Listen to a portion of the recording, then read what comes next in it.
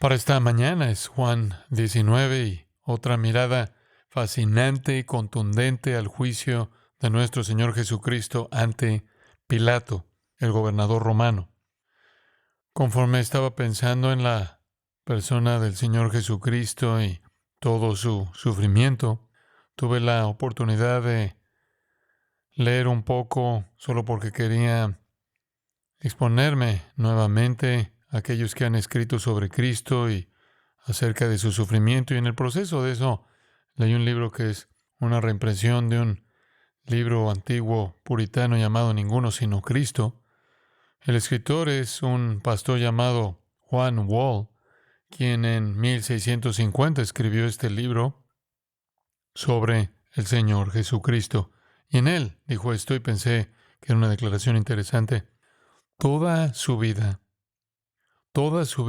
fue una crucifixión, desde la cuna hasta la tumba, desde su nacimiento hasta su sepultura. Fin de la cita.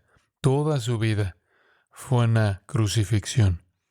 Lo que él está diciendo es que el Señor Jesús fue humillado en todo aspecto de su vida. Aquel quien es el Dios infinito, eterno, se hizo a sí mismo esclavo humilde y sufriente de Dios al asumir humanidad plena. Entonces, por así decirlo, Él fue crucificado en una especie de cruz de humillación de por vida, una cruz de sufrimiento de toda la vida. Y si usted rompe las partes, puede entender eso. Si puede ser un poco prosaico para empezar esta mañana. Quiero que me acompañe a ver su vida y algunas de las características de su vida que demuestran este tipo de cruz de toda la vida. En su concepción, por ejemplo, él fue concebido de la simiente de la Virgen y se alojó allí en su vientre estrecho, aquel a quien el cielo no podía contener, no, ni siquiera el cielo de los cielos. El incontenible, fue contenido en un vientre angosto para salvarnos a nosotros que somos concebidos en pecado y nacidos en iniquidad. En su nacimiento, Él nació de la mujer. Aquel que Él mismo era el creador, vino de una criatura a la que Él había dado vida. Él que hizo a María, nació de María, quien por cierto era tan pobre que solo podía ofrecer palomas por su pureza, no pudiendo traer un cordero. Sin embargo, ella, incapaz de traer un cordero, trajo al mundo al Cordero de Dios, que había estado vivo para siempre y que había sido escogido antes de que el tiempo comenzara para nacer mediante ella, para salvar a su pueblo de sus pecados. En su infancia, fue colocado en un comedero, en un establo, el hogar de los animales. Aquel que era su creador y sustentador, el Hijo eterno de Dios, fue confinado entonces no solo a un establo, sino a horas y días y años. Aquel quien alimenta a todos los seres vivos, a todas las criaturas vivientes, necesitaba ser alimentado con la leche de su madre. La palabra eterna, que habló todo e hizo que existiera, no podía hablar, no podía formar palabras, solo podía llorar y alimentarse de su madre. Él, quien hace temblar toda la tierra con su gloria, majestad y poder, reposó gentilmente en los brazos de su madre. En su circuncisión, Él fue herido por primera vez, en obediencia a su propia ley y su propia señal y símbolo de la necesidad de que todos los hombres sean limpiados y purificados del pecado, aunque Él mismo no necesitaba tal cosa, ya que Él era el Hijo eternamente sin pecado. En su tentación, en todas sus tentaciones, Él fue atacado por el diablo mismo que había Él arrojado del cielo. Al mismo diablo que había sentenciado a la condenación eterna en el lago de fuego, se le permitió confrontarlo con la solicitud a pecar. Los mismos pecados que su alma santa despreciaba y por los cuales Él nunca había sido eternamente solicitado a cometerlos. Ese diablo maligno y condenado trató de condenar al Hijo Santo y Soberano obligándolo a postrarse y adorarlo, al espíritu inmundo, quien en sí mismo era vida espiritual pura. Tal exposición sin sentido a tentaciones profanas nunca había ocurrido eternamente en toda su existencia. Pero en su crucifixión de por vida, enfrentó la fealdad de aquellas cosas que no podrían haber llegado al cielo. Esta es una especie de cruz dolorosa para alguien tan santo.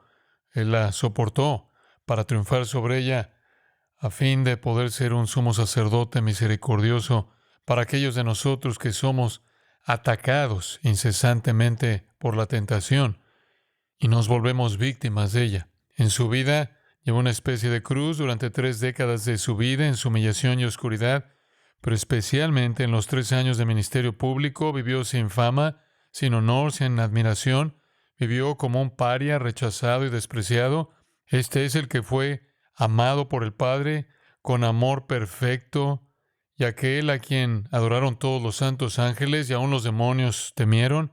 El Creador encarnado de la madera y la piedra y la arcilla y todo lo que existía, usó esas cosas para fabricar muebles para la gente que un día querría apedrearlo hasta la muerte en su propio pueblo. En su arresto fue capturado y atado. El ilimitado fue atado por hombres malvados. El mismo que podría haberlos dominado y matado en una fracción de segundo. Prefirió ser su cautivo para que pudieran llevarlo a la muerte. Él fue atado por los agentes de Satanás, y él un día atará a Satanás y lo arrojará para siempre al lago de fuego. Incluso su agonía en el huerto fue una especie de crucifixión. Él suda gotas de sangre a pesar de que hacía frío. Sabemos que hacía frío porque esa misma noche había fuego en la casa de Herodes para calentar a la gente. Pero estaba sudando gotas de sangre por el frío debido al trauma de su propia alma y todos sus golpes y espinas y clavos no experimentados eternamente hasta ese punto fueron menos traumáticos que enfrentar la ira de su padre, lo cual le hizo decir que su alma estaba pesada hasta la muerte. Estaba a punto de caer en manos del Dios vivo. Y su propia palabra indica horrenda cosa es caer en manos del Dios vivo. Estaba a punto de ser castigado por aquel quien lo amaba eternamente, castigado a muerte por los pecados que no había cometido. En su traición hubo una especie de crucifixión. Él fue empalado por Judas en la cruz del rechazo. Después de 3 años de privilegio misericordioso concedido a ese traidor, ese discípulo Judas escogió a Satanás sobre el Hijo de Dios. En sus juicios ante jueces terrenales corruptos que lo condenaron falsamente, el único juez verdadero que no tenía pecado, que es el juez puro y eterno, a quien se le asigna todo el juicio final, fue declarado culpable de cosas que él no hizo. Él es el juez ante quien todos los jueces terrenales y todas las personas terrenales se presentarán algún día, incluidos Anás, Herodes, el Sanedrín y Pilato y todos los demás, en ese juicio del gran trono blanco, el tribunal final donde estarán, si lo rechazaron, sentenciados al infierno para siempre, condenados por el mismo que ellos condenaron, sentenciados por el mismo que ellos sentenciaron. Incluso en las horas de su cautiverio, antes de la cruz, él sufrió, le escupieron, lo abofetearon, le dieron puñetazos, enfrentó brutalidad mientras los hombres se burlaban y maltrataban al único que podía darles perdón y darlo con un corazón de amor, perdón por sus vidas de crímenes cósmicos ininterrumpidos contra sí mismo y su Dios. En su flagelación, que Jerónimo nos dice, tomó 6 hombres porque era tan agotador y se prolongó tanto que tuvo que haber turnos en los que ejercían los golpes. En su flagelación sufrió dolor obvio, desgarramiento y desgarramiento de su carne, vergüenza, humillación, dolor, desnudez, burla. Él fue golpeado, ensangrentado. Este es el que nunca tuvo un cuerpo hasta ese entonces, y cuando tuvo un cuerpo, ese cuerpo está con cicatrices por toda la eternidad, con cicatrices por las transgresiones de los pecadores. El que es majestad santa, perfecta y sin pecado, fue tratado como basura humana. Y luego, incluso en su sentencia, hubo una especie de cruz, porque él fue condenado por personas a quienes él resultaría nunca condenaría. Tenía que haber personas gritando, crucificadle, crucificadle, que se postraron en fe ante él, como el Cristo resucitado en el día de Pentecostés y después.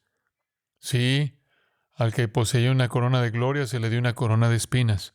Al que poseía un cetro soberano de poder y autoridad absolutos, se le dio una caña y se le golpeaba en la cara con ella. Aquel cuya túnica es la cubierta de justicia y luz perfectas, se le dio una túnica descolorida de soldado en burla. El que tiene el derecho de llamar a todos a caer y arrodillarse ante él, y un día toda rodilla se doblará, fue tratado con desprecio por soldados que burlonamente se inclinaron, se arrodillaron ante él y luego lo golpearon en la cara. El que es Rey de Reyes, el que levanta y derriba a todos los gobernantes, el que vencerá a todos los reyes cuando establezca su reino terrenal y reine como Rey de Reyes y Señor de Señores, él mismo, sufrió el rechazo de los gobernantes y del pueblo por igual, humillación e incluso muerte. Pero después, la primera vez que vino fue por una cruz. La primera vez que vino fue para una crucifixión. Su vida fue una cruz de por vida. Estamos en Juan 19 ahora, en el punto mismo de su crucifixión. De hecho, en el versículo 16 de Juan 19, notará que esta porción que vamos a ver termina con las palabras, hablando de Pilato, entonces él lo entregó a ellos, es decir, a los verdugos romanos, para ser crucificado. Esto nos lleva a su crucifixión en sí. Pero como dijo Juan Wall, toda su vida fue una especie de crucifixión. Permítame leer este texto tan importante, comenzando en el versículo 1. Así que entonces tomó Pilato a Jesús y le azotó, y los soldados entretejieron una corona de espinas y la pusieron sobre su cabeza y le vistieron con un manto de púrpura y le decían, «Salve, Rey de los judíos», y le daban de bofetadas. Entonces Pilato salió otra vez y les dijo, «Mirad, os lo traigo fuera para que entendáis que ningún delito hallo en él». Y salió Jesús, llevando la corona de espinas y el manto de púrpura, y Pilato les dijo, «He aquí el hombre». Cuando le vieron los principales sacerdotes y los alguaciles, dieron voces diciendo, «Crucifícale, crucifícale». Pilato les dijo, «Tomadle vosotros y crucificadle, porque yo no hallo delito en él». Los judíos le respondieron, «Nosotros tenemos una ley y según nuestra ley debe morir, porque se hizo a sí mismo Hijo de Dios». Cuando Pilato oyó decir esto, tuvo más miedo, y entró otra vez en el pretorio y dijo a Jesús, «¿De dónde eres tú?». Mas Jesús no le dio respuesta. Mas Jesús no le dio respuesta. Entonces le dijo Pilato, «¿A mí no me hablas? ¿No sabes que tengo autoridad para crucificarte y que tengo autoridad para soltarte?». Respondió Jesús, «Ninguna autoridad tendríais contra mí si no te fuese dada de arriba. Por tanto, el que a ti me ha entregado, mayor pecado tiene». Desde entonces procuraba Pilato soltarle, pero los judíos daban voces diciendo, «Si a éste sueltas, no eres amigo de César. Todo el que se hace rey, a César se opone». Entonces Pilato, oyendo esto, llevó fuera a Jesús y se sentó en el tribunal en el lugar llamado el Enlosado, y en hebreo Gabata. Era la preparación de la Pascua y como la hora sexta. Entonces dijo a los judíos, «He aquí vuestro rey». Pero ellos gritaron, «Fuera, fuera, crucifícale». Pilato les dijo, «¿A vuestro rey he de crucificar?». Respondieron los principales sacerdotes, «No tenemos más rey que César». Así que entonces lo entregó a ellos para que fuese crucificado. Obviamente el dramatismo es palpable en este relato, y de nuevo es un relato histórico. Es historia real, gente real, acontecimientos reales. La Biblia no es un libro místico, como les dije hace 3 semanas, es un libro histórico y toda su teología está extraída de la historia real. Lo que acabo de leerles esencialmente es la fase final del juicio de Jesús. El juicio comenzó cuando fue arrestado en medio de la noche. Mientras estaba en el jardín de Getsemaní con sus 11 apóstoles, Judas llegó al frente de un séquito de cientos de soldados romanos, policías del templo y líderes judíos. Judas lo identificó besándolo repetidamente. Pedro trató de defenderlo tomando su espada y abriéndose paso entre la multitud, le cortó la oreja al siervo del sumo sacerdote llamado Malco. Cristo hizo un milagro, restauró la oreja y dijo: guarda tu espada, o morirás por ella. Luego fue arrestado y comenzó una serie de juicios. Fue llevado en la oscuridad, en medio de la noche, a la casa de Anás, quien era una especie de sumo sacerdote patriarcal, el sumo sacerdote anterior. El sumo sacerdote que estaba en operación en ese momento era su yerno Caifás, pero Anás ejercía el poder y dirigía todos los bazares que se realizaban en el templo. Fue llevado primero a Anás, el poder real. Trataron de encontrar un crimen por el cual pudieran acusarlo, pero no había ninguno, no hubo testigos verdaderos, pero lo querían muerto.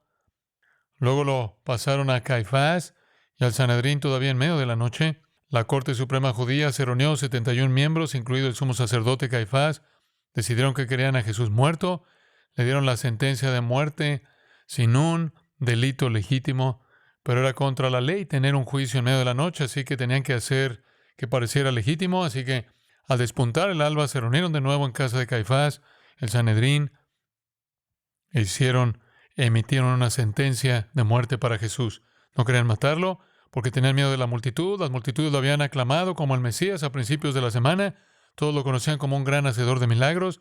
No querían una revuelta masiva contra ellos por parte de la población judía, por lo que determinaron que serían los romanos los que lo ejecutarían.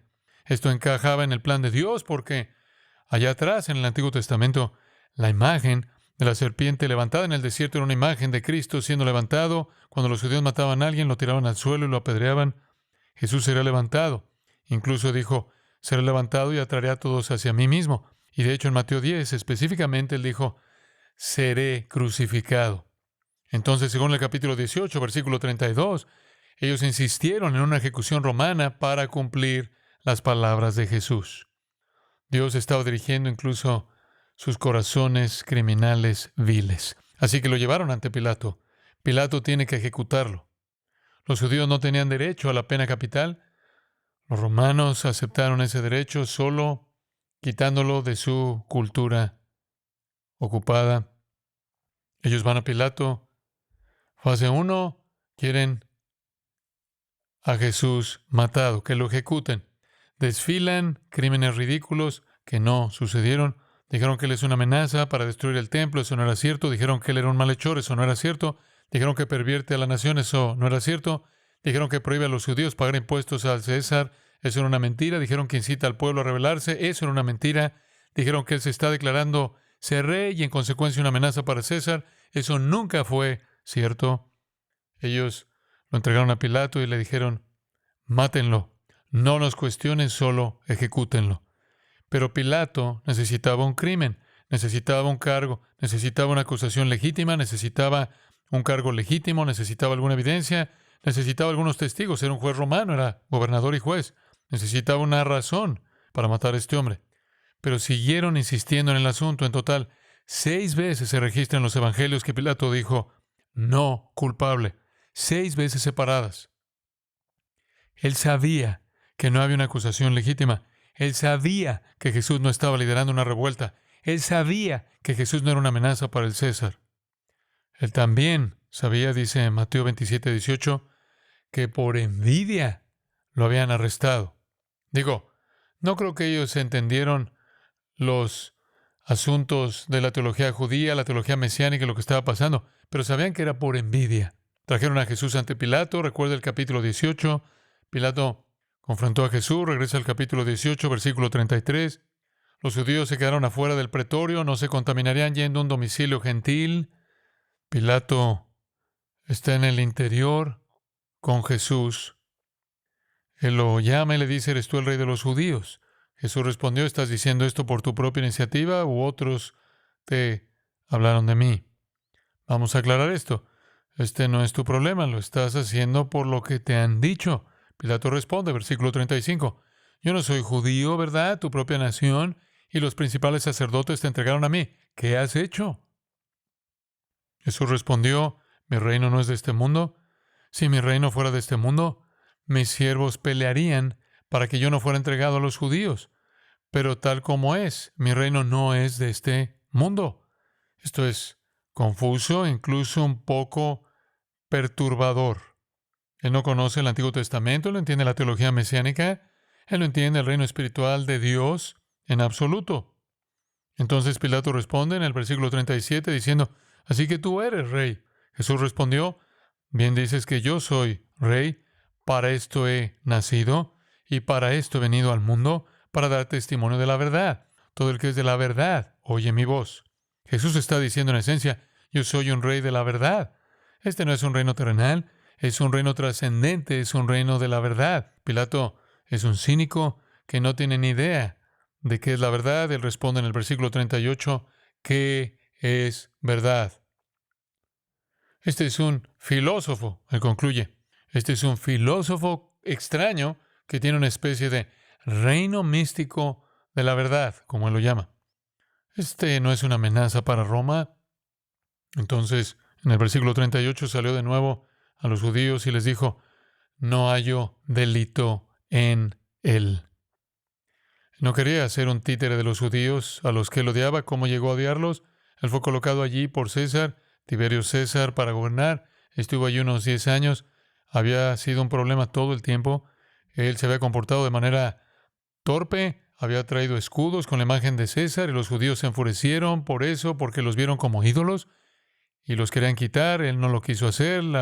El reporte regresó a César, recibió el mensaje de César, quita los ídolos, no irrites a la gente, no provoques un motín. Lo volvió a hacer cuando trajo banderas, estandartes que tenían imágenes de César. Pensó que estaba presentando su honor a César, estaba irritando a los judíos. De nuevo le llegó el reporte cuando comenzaron los disturbios. No hagas eso, no sigas irritando a esas personas. Él había hecho estas cosas torpes y habían llegado a odiarlo, él había llegado a odiarlos a ellos.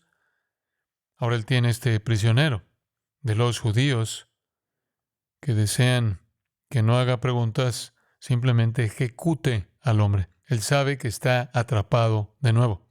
Otro motín y se acabó. Otro motín y él pierde su trabajo, su puesto.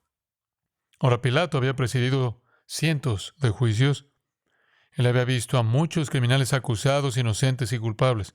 Todos ellos, inocentes y culpables por igual, protestan enérgicamente por su arresto, defienden su inocencia.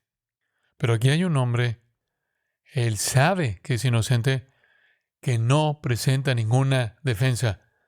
En su mente él se pregunta, ¿por qué Jesús no responde? ¿Por qué no responde? ¿Por qué no se defiende? ¿Por qué no presenta su caso? Él prácticamente le ruega a Jesús que le devuelva el golpe a las acusaciones falsas. Pero como dice Isaías 53:7, como oveja fue llevado al matadero y enmudeció. Guardó silencio. Pilato ahora está atrapado nuevamente por los errores anteriores que llevaron a los disturbios judíos, de los cuales fue informado a César un par de veces y tuvo que ser reprendido. Él no sabe qué hacer con Jesús, tiene un sentido de conocimiento de la ley, de ser lo que debe ser un juez. Su conciencia lo está molestando, su esposa le dice que no tenga nada que ver con este hombre. Ella tuvo una especie de sueño. Él quiere aferrarse a algún tipo de justicia. Él no quiere ceder ante las personas que hicieron su vida tan miserable, por lo que le pasa a Jesús a Herodes. Herodes es un rey idumeo que tiene una pequeña autoridad que Roma le otorgó en el área. Lucas 23 nos cuenta un pequeño relato. Jesús es enviado a Herodes, que está cerca, obviamente allí también para la Pascua. Es una broma para Herodes. Este es un rey, es una burla, es una broma. Herodes nunca conoció a Jesús durante todo su ministerio. Él ve a Jesús y es un hazmerreír pensar en Jesús como una amenaza. Entonces, después de burlarse de Jesús, colmar de desprecio sobre él, ridiculizar a la gente que rodea a Herodes, lo envía de regreso a Pilato. Entonces, cuando llegamos al versículo 39, en el capítulo 18, Pilato lo recuperó y esta es la última de las fases del juicio. 3 ante los judíos, este es el tercero ante los gentiles. Ahí es cuando llegamos a nuestro pequeño bosquejo que les di. Número 1, las propuestas fallidas de Pilato. Su primera propuesta es el versículo 39. Hay una costumbre de soltar a alguien en la Pascua. ¿Queréis pues que os suelte al rey de los judíos? Tal vez deberían elegirlo a él para ser liberado. Pilato había establecido un gesto de buena voluntad. Cada Pascua soltaba a un criminal. Bueno, ya conoce la historia. No querían que Jesús fuera liberado. Querían a Barrabás. Les ofreció a Barrabás o a Jesús. Barrabás era un insurrecto, era un rebelde, era un asesino, era un ladrón, un criminal, un bandolero. Usted no quiere ese tipo de persona dando vueltas en lugar de un senador, un hacedor de milagros y un maestro de la verdad. Pero ellos escogieron a Barrabás. Recuerda que le dije que Barrabás significa Abba, hijo del Padre. Así que escogieron a ese hijo del Padre sobre el verdadero hijo del Padre. Eligieron a Barrabás. Así que la primera propuesta de Pilato fracasó. La segunda propuesta se recoge en el capítulo 19. Tomó a Jesús y lo azotó. Pensó que si lo golpeaba lo suficiente, lo ensangrentaba lo suficiente, desgarraba su carne y la hacía trizas. Habían metido una corona de espinas en su cabeza, y en esa condición sangrienta, maltratada y desgarrada, y por cierto no se pusieron límites a la flagelación romana. 39 latigazos era todo lo que los judíos podían hacer, porque querían no llegar a los 40, que era el requisito del Antiguo Testamento como máximo. Los romanos no tenían tal máximo. Como dije, se necesitaron 6 personas para golpearlo, así que quién sabe cuántos latigazos laceraron su cuerpo y lo ensangrentaron. Ahora, él tiene esta túnica falsa, una túnica romana descolorida, y él tiene una corona de espinas en su cabeza, y Pilato lo arrastra fuera del pretorio hacia la multitud que está afuera con la corona de espinas, versículo 5, y dice, que homo, he aquí el hombre, ¿suficiente? Es suficiente, véanlo. Entonces, cuando los principales sacerdotes y los oficiales lo vieron, gritaron diciendo, crucifícale, crucifícale. Pilato les dijo con disgusto, tomadlo vosotros mismos y crucificadle, porque no hay culpa en él. Esta es la segunda vez que dice, les doy permiso para matarlo ustedes mismos. Crucifíquenlo ustedes. No están dispuestos a hacer eso. No quieren la responsabilidad ante la multitud. Así que tuvo un par de propuestas fallidas. Ninguna de ellas funcionó. Eso nos lleva al versículo 8. En el versículo 8 encontramos el pánico fatal de Pilato. Pilato que ya está en algún tipo de trauma, profundamente perturbado. Su esposa le ha advertido. Él sabe que está al borde de un motín. Su conciencia lo está matando por la idea de ejecutar a un hombre justo. Él está preocupado por su carrera futura. Pero eso no es lo peor de todo. Realmente se pone serio aquí. Versículo 7. Los judíos dijeron, tenemos una ley, y esa es la ley de Levítico 24:16, que el blasfemo debe ser ejecutado. Tenemos una ley, y por esa ley él debe morir, porque él se hizo a sí mismo hijo de Dios. Él se hizo a sí mismo hijo de Dios. Finalmente llegan a esa acusación. Mátenlo por blasfemia.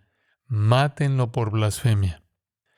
Ese es el rechazo completo final del liderazgo de Israel hacia el Mesías. Eso es todo. Y no hay excusa. Usted podrá decir, bueno, realmente no entendieron. O entiendo eso. Realmente eran ignorantes. Sí, eso es verdad. Pero lo mataron por decir quién él era en realidad. No había ningún misterio en cuál era la afirmación de él. De hecho, lo mataron por afirmar ser quien era él. Ellos sabían que él afirmaba ser el Hijo de Dios, lo cual es tener la misma naturaleza que Dios. Afirmar deidad. Él afirmó deidad. Lo hizo muchas veces a lo largo del Evangelio de Juan y lo hemos visto. Y reaccionaron con la misma furia. Así que marque esto. Mientras que por supuesto lo hicieron en ignorancia, por supuesto lo hicieron en la oscuridad de sus propios corazones, ellos rechazaron al Señor Jesucristo de manera total y completa, habiendo oído sin lugar a dudas que Él afirmaba ser el Hijo de Dios. Lo querían muerto, sabiendo lo que él afirmaba y viéndolo como una blasfemia. Y de acuerdo con nuestra ley, él tiene que morir. Y tú tienes que llevarlo a cabo. Luego en el versículo 8, cuando Pilato escuchó esta declaración, ¿qué declaración? Que se hizo pasar por el Hijo de Dios. Tuvo aún más miedo que de César, más miedo que de los judíos, más miedo que de su esposa, más miedo que de su conciencia culpable. ¿De qué más había que tener miedo? La palabra miedo allí al final del versículo 8 es el verbo griego phobeo, del cual obtenemos fóbico, fobia, significa aterrorizado. Aterrorizar, de hecho, a veces se traduce como causar que alguien huya, hacer que alguien huya en un estado de pánico total. Ahora, ¿por qué entra en un estado de pánico por esta declaración acerca de que Jesús es el Hijo de Dios, afirmando ser el Hijo de Dios? Porque cada romano creía en una panoplia de dioses. Los dioses griegos, los dioses romanos dominaban el mundo mediterráneo y todos conocían todas las historias de los dioses que bajaron a la vida de los hombres. Todos sabían que los dioses tenían descendencia y que la descendencia de los dioses descendía como hombres en forma humana. Y así es como él entendería al Hijo de Dios. Lo entendería con su mitología pagana como el trasfondo. De lo que se está dando cuenta es que es muy difícil para mí definir a este hombre. Sé que es de Galilea, sé que él no es un rey militar. Se dice que él es un hacedor de milagros. Ahora, él es llamado el Hijo de Dios. Tal vez sea uno de los dioses o un hijo de los dioses que ha bajado a la tierra para confrontarme a mí. Usted dice, ¿realmente creen eso? Absolutamente, ellos creen eso.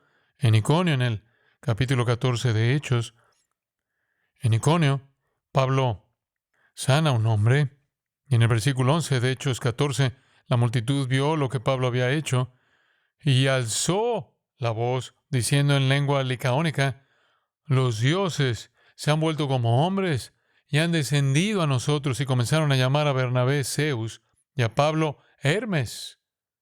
Los dioses, supuestamente, todo es mitología, pero ellos lo creían como si fuera verdad. Los dioses habían descendido en el pasado. Hay muchas historias en la mitología romana sobre los dioses bajando. Algunos de ellos también están en el trasfondo de otras partes del libro de los Hechos. ¿Se acuerdan en Hechos 28, cuando Pablo fue mordido por la serpiente, cuando llegó a Malta, se sacudió la serpiente? Versículo 6 de Hechos 28, estaban esperando que se hinchara o que de repente cayera muerto por la mordedura, pero después de esperar mucho tiempo y ver que no le sucedía nada inusual, cambiaron de opinión y estos malteses comenzaron a decir que él era un dios. Entonces, en la perspectiva pagana, Pilato está pensando, esto podrá ser peor que solo los judíos, peor que solo César. Los dioses pueden haber bajado y venido detrás de mí. Está en un estado frenético, él está en pánico. Y para agregar eso, la advertencia de su esposa vino porque su esposa tuvo una especie de sueño extraño mencionado en el capítulo 27 de Mateo. ¿Qué significaba todo? Él era un hombre supersticioso que creía en los dioses de su propia herencia. En su pánico, versículo 9, él regresa al pretorio y le dice a Jesús, ¿de dónde eres? Él sabía que era de Galilea. No es eso lo que está preguntando, no es geografía. ¿Bajaste de lo alto? ¿Bajaste de los dioses? Jesús no le respondió. Eso es triste. Jesús no le dio respuesta. Apagó el interruptor, la luz se apagó. La luz se apagó. Pilato ha pasado el punto de no retorno, se podría decir. Él había escuchado a Jesús decir, soy un rey, tengo un reino espiritual. No lo entendió. ¿Por qué guardó silencio? No sé, no dice eso. Pero sé que él se quedó en silencio y cuando Jesús se queda en silencio, eso es un problema. Cuando Jesús no tiene nada más que decirle a alguien, eso es un cumplimiento de Génesis 6. Mi espíritu no contenderá para siempre con el hombre. Dios dice, mi espíritu no contenderá para siempre con el hombre. Y adivina qué, ahogó al mundo entero. La gracia tiene sus límites. Jesús conocía el corazón de Pilato. Era como Faraón. Faraón endureció su corazón a tal punto que Dios endureció su corazón. Pilato endureció su corazón a tal punto que Dios endureció su corazón. No le dio respuesta. En ese momento Pilato pasó a la noche eterna. Todavía era de mañana en Jerusalén, pero era noche eterna en su alma. Fue un infierno. Jesús no le dijo nada. Entonces Pilato le dijo, ¿a mí no me hablas? ¿No sabes que tengo autoridad para soltarle y tengo autoridad para crucificarte? Esto es jactancia. La realidad es que él no tenía esa autoridad y lo sabía. O no porque supiera que Dios tenía solo esa autoridad, sino porque él no podía pasar por encima de los judíos. Ellos eran los que iban a decidir si Jesús vivía o morir, no él. Realmente no fue su decisión tomarla. Se le quitó completamente de las manos, de modo que cuando llegamos al final de la sección, él ni siquiera emite el veredicto. Lo hacen los judíos. ¿No sabes con quién estás hablando? Él dice. ¿No entiendes que tengo autoridad para soltarte y autoridad para crucificarte? Bueno, técnicamente la tenía, pero todo eso se había perdido. Estaba siendo chantajeado por los judíos y aterrorizado por este hombre que podría ser un Dios en su presencia. Esa sería una razón por la que él tenía el poder de hacer tantos milagros. Jesús le responde en el versículo 11 y dice, ninguna autoridad tendría sobre mí si no te hubiera sido dada de arriba.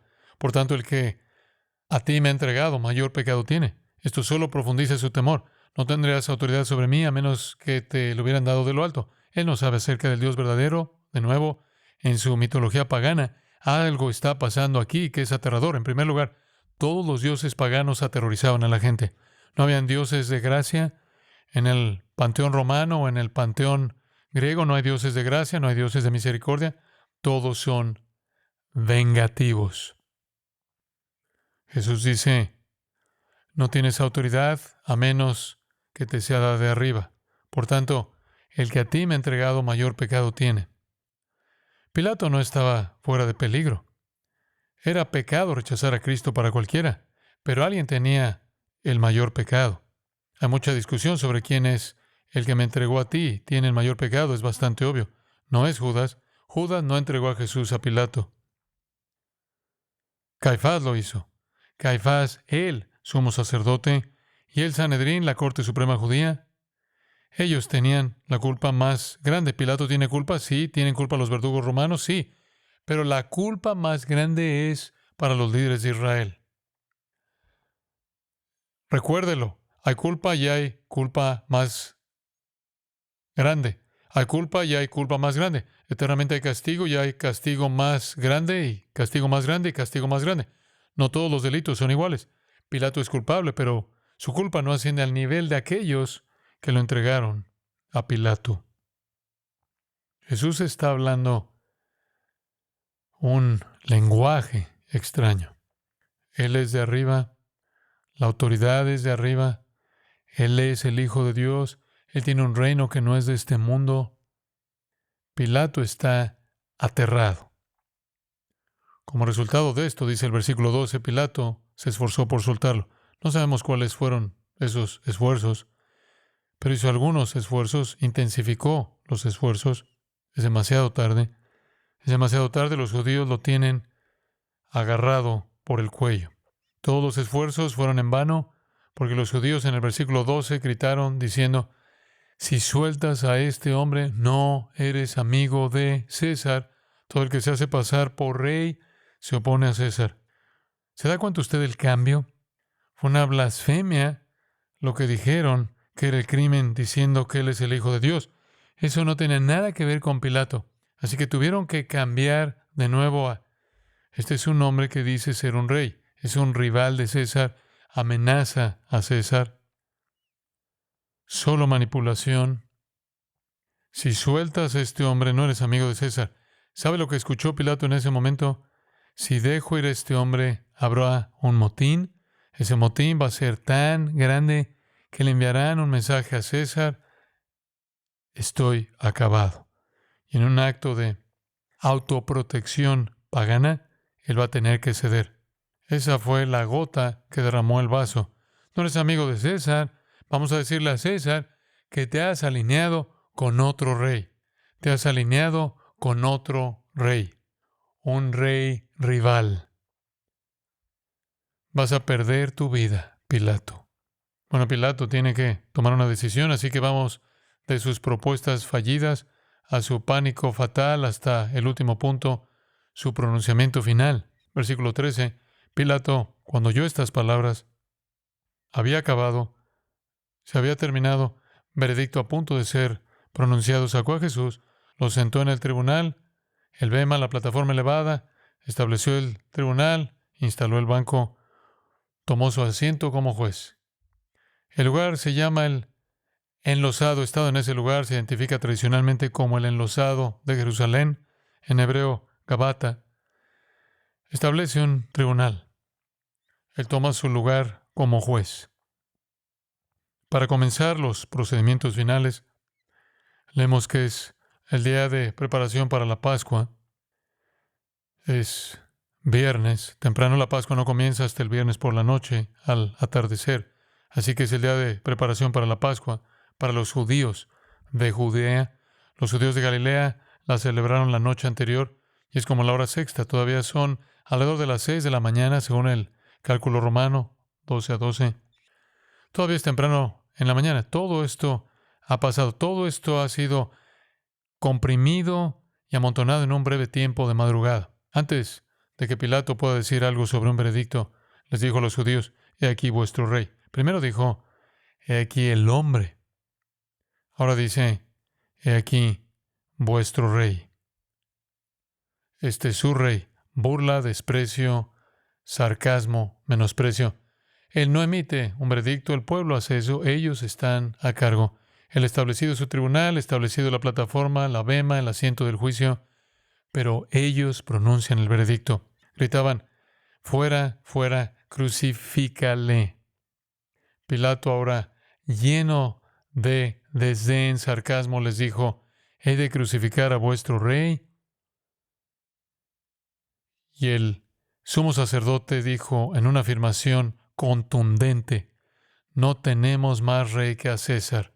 ¿Qué blasfemia tan asombrosa es esa? Esa fue la blasfemia verdadera. Cuando Jesús dijo que era el Hijo de Dios, eso era verdad. Cuando ellos dijeron: no tenemos más rey que César, eso era una mentira. Ellos serían blasfemos para matar al Hijo de Dios. Ellos sabían quién era su rey. Escuche Isaías 33:22. Porque el Señor es nuestro juez. El Señor es nuestro legislador. El Señor es nuestro rey. Ellos sabían eso. Eso se repite en muchos lugares del Antiguo Testamento. Eso es solo Isaías 33:22. Literalmente van a blasfemar contra Dios para matar a Cristo. La culpa es masiva. Pilato no pronuncia la sentencia. Ellos la pronuncian: fuera, fuera, crucifícale. Ellos dijeron: no tenemos más rey que César. Qué mentirosos, qué blasfemos. También dijeron: que su sangre sea sobre nosotros y sobre nuestros hijos. Vamos a asumir toda la responsabilidad. Entonces, versículo 16, se le entregó a ellos, es decir, a los verdugos, para ser crucificado. Ese fue el final para Pilato, excepto que escribe una inscripción que veremos la próxima vez. Entró en la escena de la manera más dramática, sale de la escena, yo creo, como junto a Judas, la tragedia más grande en el Nuevo Testamento. Y he dicho esto, cada vez que hemos visto este texto, usted podrá decir: bueno, es horrible lo que hizo Pilato, es horrible lo que hizo Judas. Lo es, claro, pero ¿entiende usted que la Biblia dice: si usted rechaza a Jesucristo como su Señor y Salvador, usted lo crucifica de nuevo y lo expone a vergüenza? ¿O lo reconoce usted como Señor o grita usted con los crucificadores: Crucifícale, crucifícale. No tenemos rey, sino llena el espacio en blanco, pero no es Él. Pilato hizo la pregunta, ¿qué hago entonces con Jesús, llamado el Cristo? Esa es la pregunta que toda alma debe responder, y la respuesta determinará su destino eterno. Usted no puede escapar de la pregunta. Usted no puede escapar de la respuesta. Si usted confiesa a Jesús como Señor, será salvo de su pecado, de la muerte, y el juicio y el infierno para siempre, y será llevado a las glorias del cielo de Dios. Si usted no confiesa a Jesús como Señor, usted puede ser como la gente indiferente, o puede ser la gente que grita y grita, crucifícalo, crucifícalo, o cualquier cosa intermedia. No importa en qué categoría de incredulidad esté usted, todas esas categorías terminan en el mismo lugar, es el cielo o el infierno. Usted no puede deshacerse de su responsabilidad de responder a la pregunta, ¿qué pues haré de Jesús, quien es llamado el Cristo? Su destino eterno estará determinado por la forma en la que usted responde a esa pregunta. Confiéselo como Señor, escoja la vida, escoja el perdón, escoja el cielo, escoja el gozo, escoja la bendición. ¿Por qué escogería usted otra cosa para siempre? Señor, te agradecemos nuevamente por abrir tu verdad para nosotros en las páginas de las Escrituras. Simplemente estamos cautivados en el drama increíble de esto. Y aunque Cristo es quien estaba siendo abusado, su gloria resplandece como siempre. Y el rechazo terrible del pueblo es manifestado contra la gloria de Cristo. ¿No van a querer que este hombre reine sobre ellos? ¿No tienen más rey que César? Su sangre sea sobre nosotros y sobre nuestros hijos. Crucifícale, crucifícale. ¿Qué culpa tan enorme les pertenece? Mucho más grande que la culpa que carga Pilato. Y sí, Señor, sabemos que hay grados de culpa y grados de castigo eterno. Pero todo es castigo para aquellos que rechazan a Cristo. Te pedimos, Señor, que tú despiertes corazones a la fe en Cristo.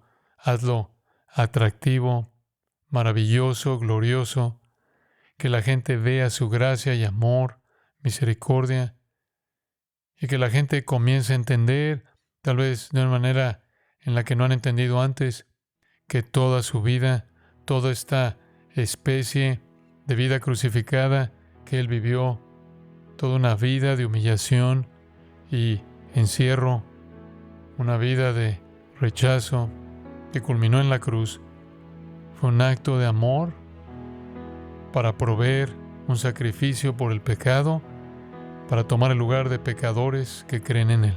Dios, sabemos que tú eres santo y sabemos que castigarás el pecado o en el pecador para siempre o en tu Hijo para que el pecador pueda estar libre para siempre de condenación. Oramos, Señor, que tú despiertes corazones, incluso ahora, la verdad de ese evangelio glorioso para tu gloria. Amén.